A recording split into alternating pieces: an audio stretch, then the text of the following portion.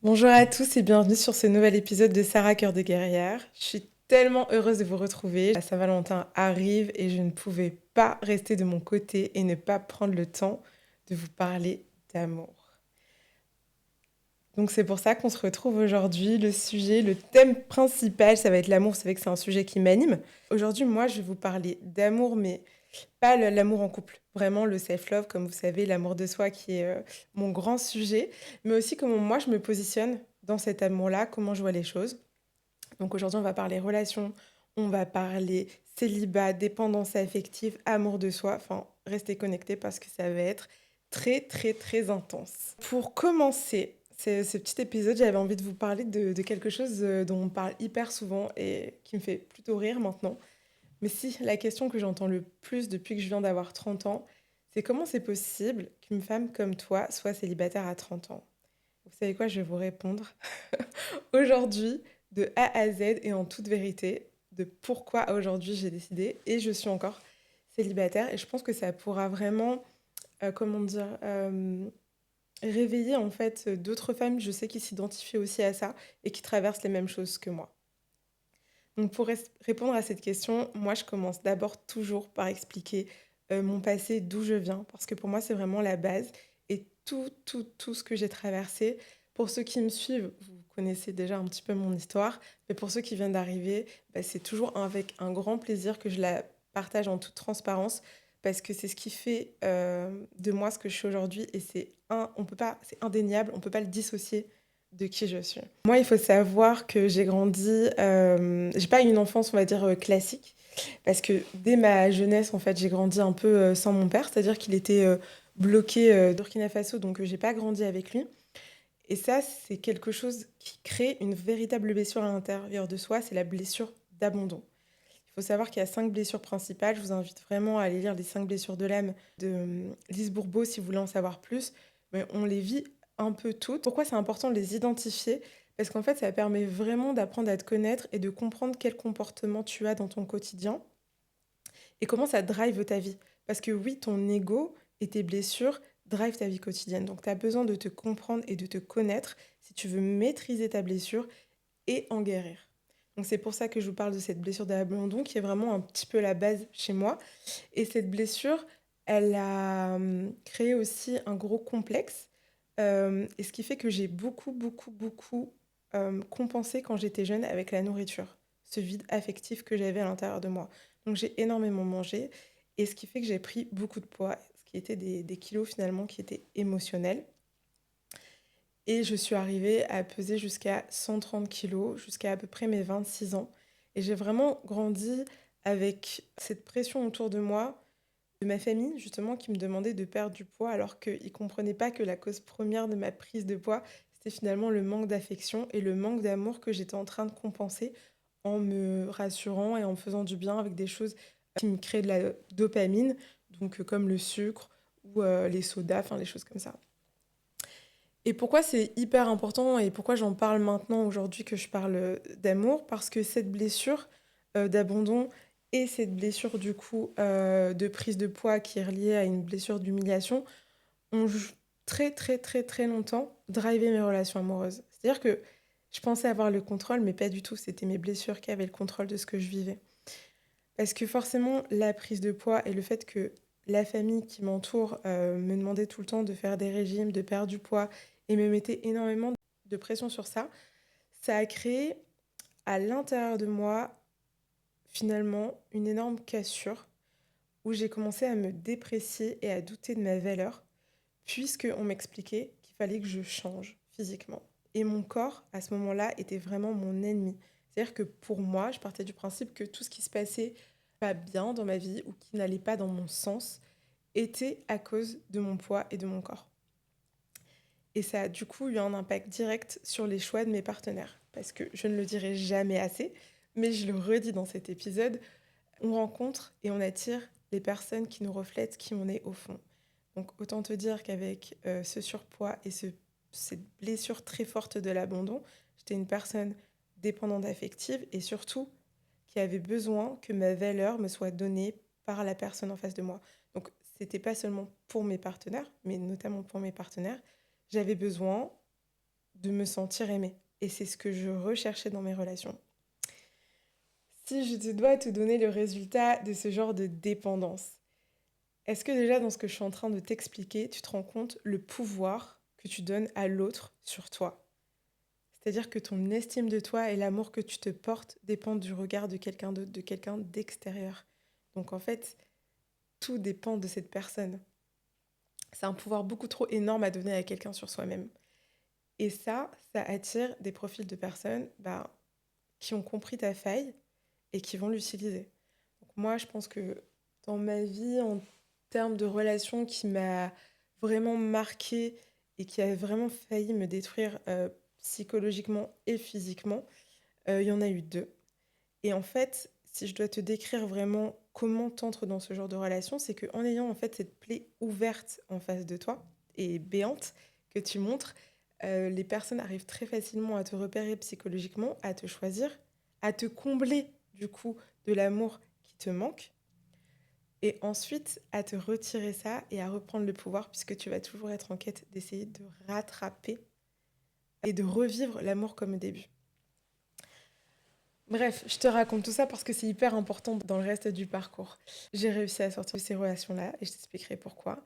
Troisième fait marquant sur moi, qui fait de moi, on va dire, qui je suis maintenant, c'est les problèmes familiaux que j'ai vécus et notamment la perte de mon père, qui a vraiment fait ressortir des secrets de famille, mais enfouis, tu n'as pas idée. C'est-à-dire que moi, j'ai découvert que j'avais une demi-sœur qui vivait au Canada.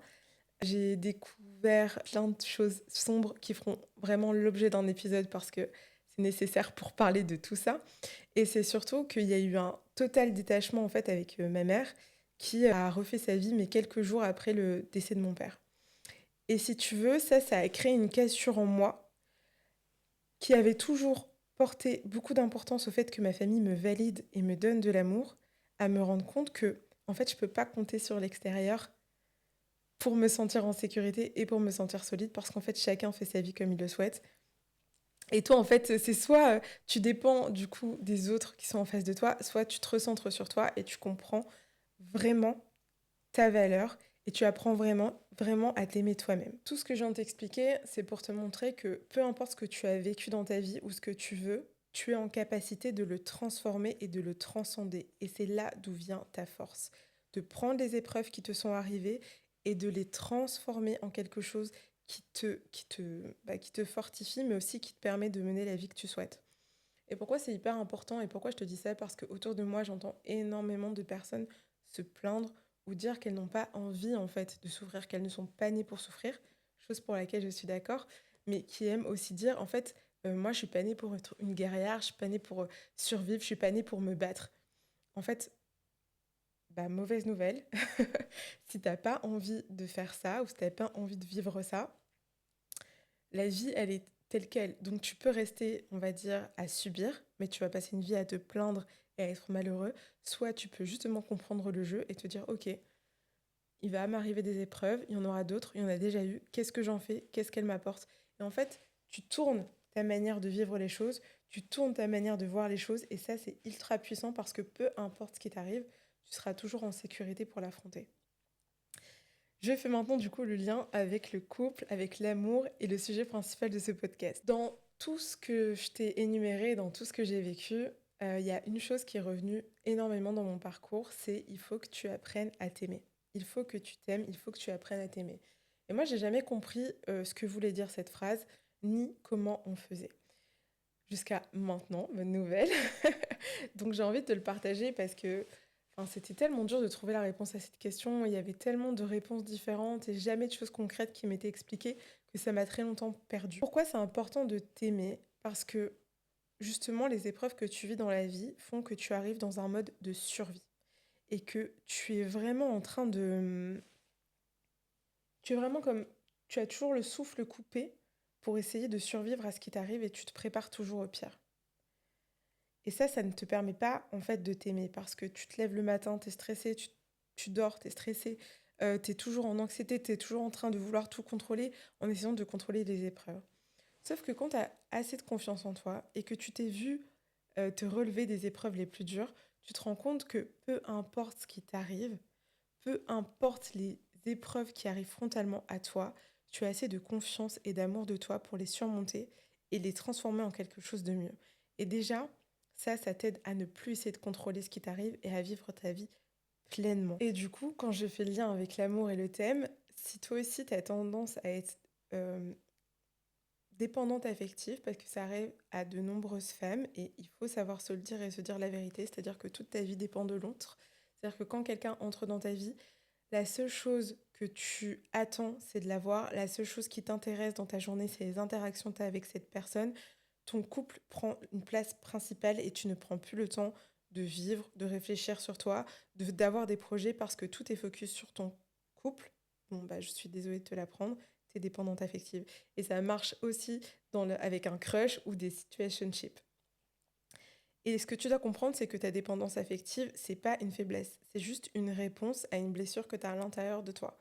Et tant que tu n'as pas guéri cette blessure, bah, ton amour et ton bien-être dépendra de l'autre. Sauf qu'on ne peut pas, comme je disais au début, on ne peut pas maîtriser tout ce que l'autre fait. Donc c'est hyper important d'essayer de te détacher de ça et de vraiment te refocus sur toi. Et donc pour te refocus sur toi, moi j'aimerais te parler de ton choix de partenaire, qui est pour moi est vraiment très très très important. Et je pense le cœur de ce podcast, c'est connais ta valeur pour pouvoir laisser entrer les bonnes personnes dans ta vie. Je répète, connais ta valeur pour pouvoir laisser entrer les bonnes personnes dans ta vie. Quand tu vois tout ce que je viens de t'énumérer comme épreuve que j'ai vécue, tu te doutes bien que si je décide de laisser un homme dans ma vie, c'est qu'il m'apporte quelque chose. C'est qu'il m'apporte quelque chose. Et quand je parle de m'apporter quelque chose, attention, je ne fais pas référence qu'au financier. Mais quand tu as transcendé toutes ces épreuves, que tu as transformé toute cette boue en fleurs, en lumière, en amour, en aura, en magnétisme, laisser quelqu'un entrer dans ta vie, c'est une grande responsabilité. Parce qu'elle peut transformer ta vie. Et ça dépend ce que toi, tu décides de vivre. Moi, je sais que ce que j'ai décidé de vivre, c'était de vraiment aller au bout de mes rêves, d'aider d'autres femmes, de guider d'autres femmes vers la paix, vers l'amour d'elles-mêmes. Et je ne peux pas en fait laisser entrer un partenaire qui ne m'aidera pas ou qui ne me soutiendra pas dans la construction de cet avenir. Et c'est là en fait que c'est hyper important ce que je suis en train de te dire parce que aujourd'hui, on nous a appris à focus notre attention vers notre partenaire. Donc c'est-à-dire à s'adapter. S'adapter au travail qu'il fait, s'adapter à son rythme pour pouvoir s'occuper du foyer, s'occuper de la maison. Alors que c'est pas la seule solution. Quand tu es arrivé à un certain stade de développement et que tu t'es placé en priorité, ce que tu souhaites, c'est continuer tes projets, continuer à avancer sans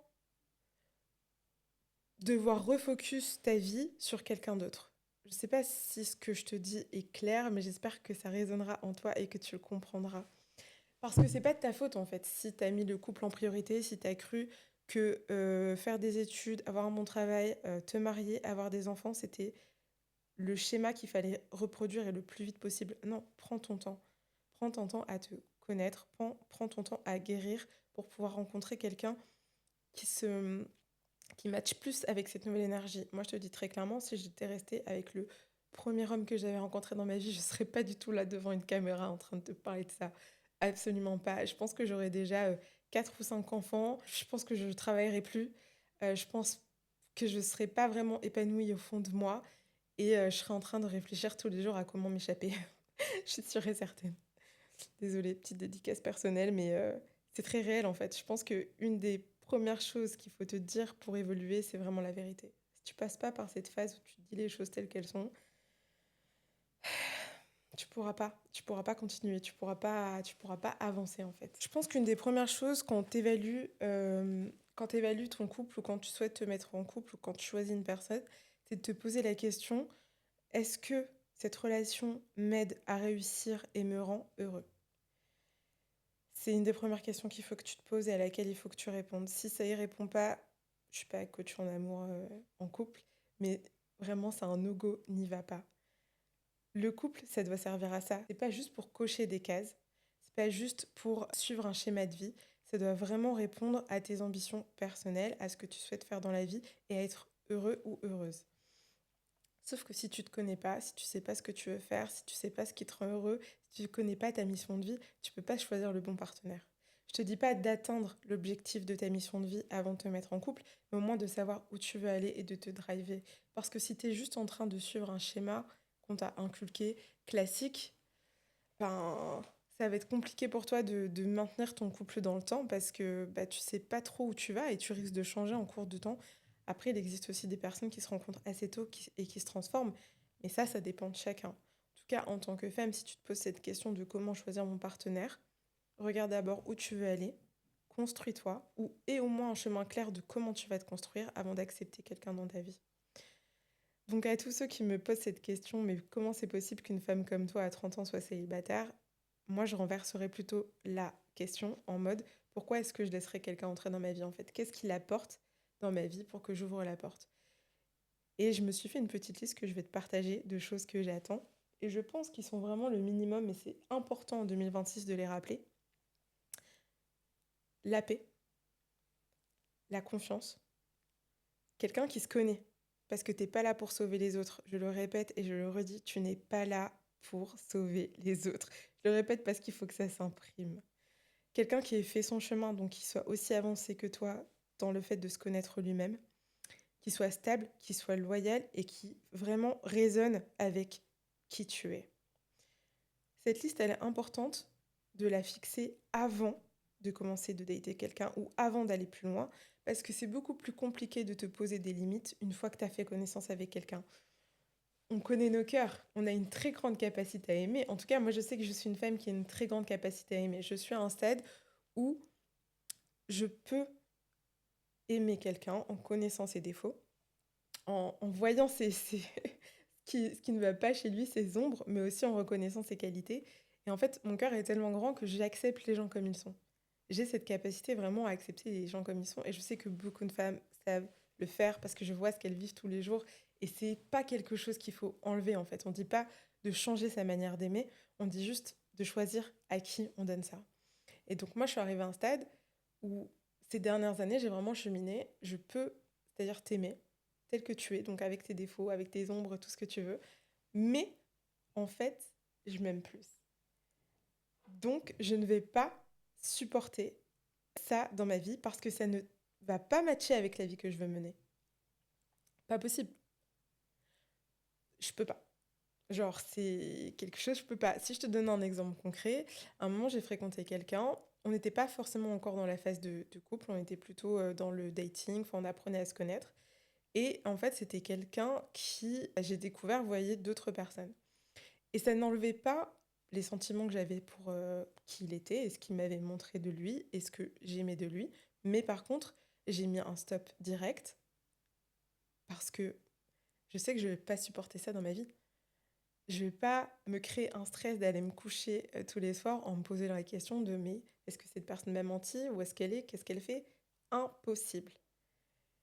Sauf que ça, c'est des limites que j'avais définies avant dans ce que je voulais.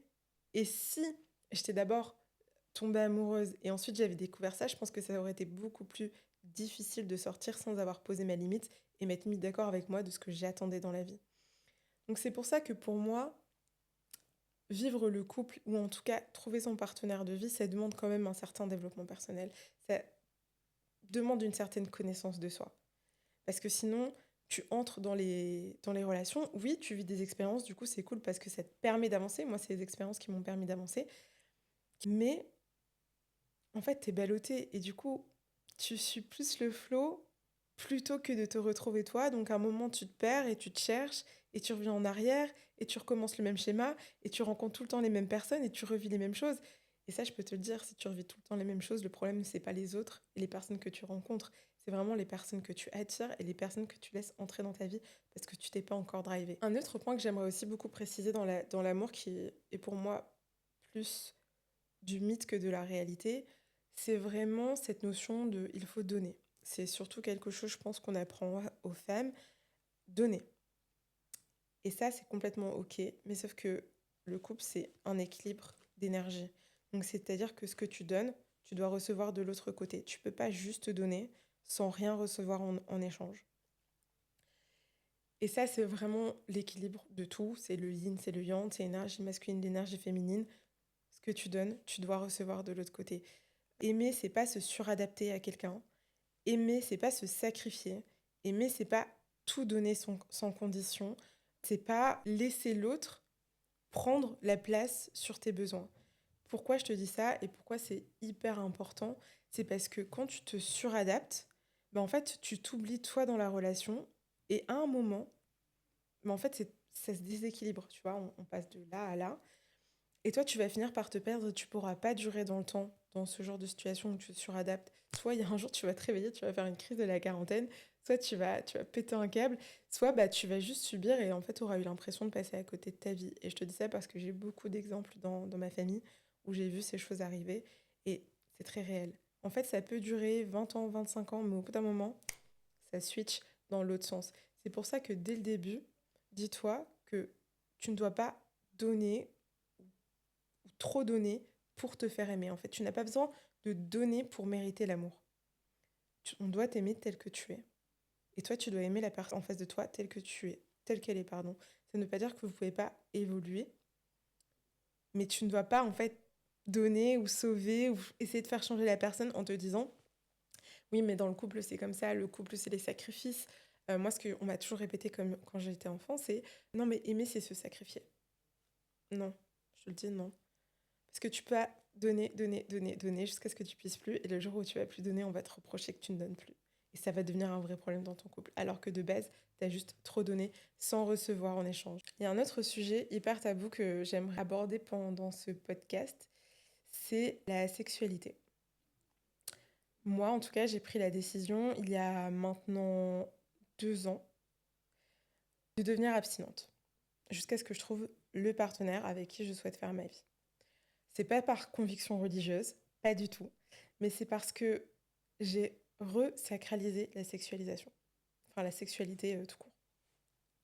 Je me suis rendu compte que ben, mon corps était quelque chose de très précieux. C'était mon temple et que c'était pas anodin d'avoir un rapport avec quelqu'un. Contrairement à ce qu'on essaye de nous faire croire, il y a un véritable échange d'énergie pendant les rapports. Et parfois, tu peux avoir un rapport avec quelqu'un et tu vas avoir ta vie qui va complètement glow down en te demandant pourquoi. Et à l'inverse, tu peux avoir ta vie qui glow up si tu as le bon partenaire. Donc moi, j'ai fait ce choix de l'abstinence parce que déjà, de 1, ça me fait un super gros tri à l'entrée. En fait, je t'explique. Quand tu expliques à un homme que t'es abstinente, bah déjà, ceux qui étaient là avec de mauvaises intentions, ils s'en vont. Ceux qui étaient là plus ou moins avec des bonnes intentions, mais pas trop de motivation, ils vont aussi partir. Et ceux qui comprennent vraiment ton choix, ils resteront, ils prendront le temps d'apprendre à te connaître et de voir où va la relation. Donc déjà, tu vas arrêter de perdre du temps en dating et tu vas arrêter de perdre du temps aux autres en dating. Parce que pour moi, c'est dans les deux sens. On peut pas être une femme et dire oui, j'en ai marre de faire des dates qui n'aboutissent pas, je perds mon temps. Parce que toi aussi, ton positionnement et le fait d'accepter un date alors que bah, il n'y a pas beaucoup de feu vert pour y aller, tu fais aussi perdre ton temps à la personne qui est en face et aussi son argent du coup. Donc c'est vraiment dans les deux sens. Donc l'abstinence, ça te protège de ça. Et deuxième chose, depuis que je suis abstinente, mes projets, ils ont juste switch up dans le sens où j'avais des choses en tête depuis des années. J'avais des choses que je voulais réaliser depuis des années que je n'avais jamais réussi à faire. Et maintenant que je garde toute mon énergie sexuelle pour moi, et ben en fait, je la réinvestis dans la création de mes projets et je t'assure que ça va beaucoup plus vite qu'avant et ça va beaucoup plus loin.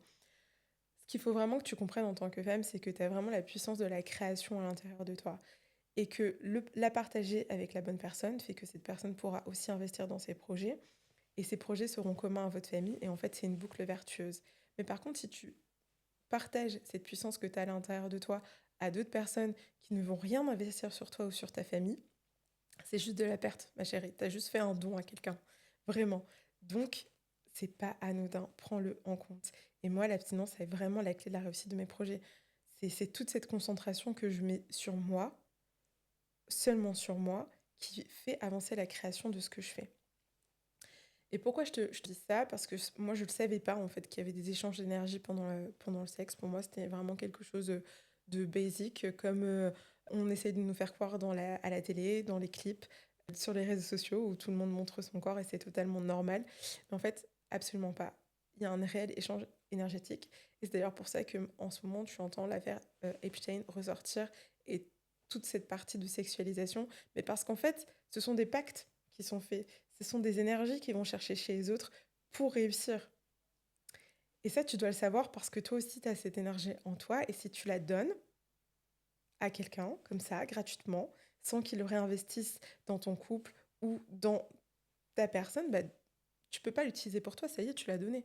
C'est trop tard. C'est un peu comme si tu étais un puzzle et que tu donnais une pièce du puzzle à quelqu'un et que cette personne ne venait pas remettre la pièce à l'intérieur du puzzle. Bah, en fait, le trou, il reste là et il n'y a rien à faire. Et ça, c'est quelque chose qu'on ne m'avait jamais dit, qu'on ne m'avait jamais expliqué. Et quand je l'ai comprise, ça a vraiment changé les choses parce que je me suis dit, ok, moi dans ma vie, voilà où je veux aller, voilà mes ambitions. J'ai toutes les ressources à l'intérieur de moi pour y arriver. Sauf que maintenant, je vais mobiliser ces ressources pour moi et je vais me concentrer sur moi. Là, je viens de te donner un petit tips. Tu me diras merci plus tard. Donc, dernier point que j'aborde avec toi qui me tient à cœur, c'est de te dire que aimer, c'est aussi en fait savoir dire non, savoir conserver tes limites si tu veux garder le bon équilibre dans ta relation ou dans le dating que tu es en train de faire ou dans les personnes que tu es en train de rencontrer. Le fait de savoir dire non dès le début, c'est très important. Ne laisse pas tout arriver et ensuite dire non, c'est pas possible, ça marche pas comme ça. Il faut que tu mettes tes limites dès le départ et que tu les fixes en avance.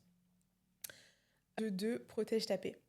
Il n'y a que dans ta paix que tu pourras te sentir bien, il n'y a que dans ta paix que tu pourras avancer, il n'y a que dans ta paix que tu pourras construire de belles choses pour toi parce que tu mérites de belles choses, tu mérites le meilleur et ne crois pas l'inverse. Donc, je t'explique. Si tu es dans une relation, ou si tu es en train de commencer une relation, ou si tu as rencontré un garçon, et que, je dis un garçon, on va dire un homme, et que tous les soirs avant de te coucher, la première chose à laquelle tu penses, c'est cette relation, ce qui ne te convient pas, tes attentes qui ne sont pas comblées, des choses qui ne te vont pas, et c'est la première chose à laquelle tu penses aussi le matin, et c'est ce qui bouffe toute ta journée parce que tu ne fais qu'y penser, ne mets pas la faute sur l'autre.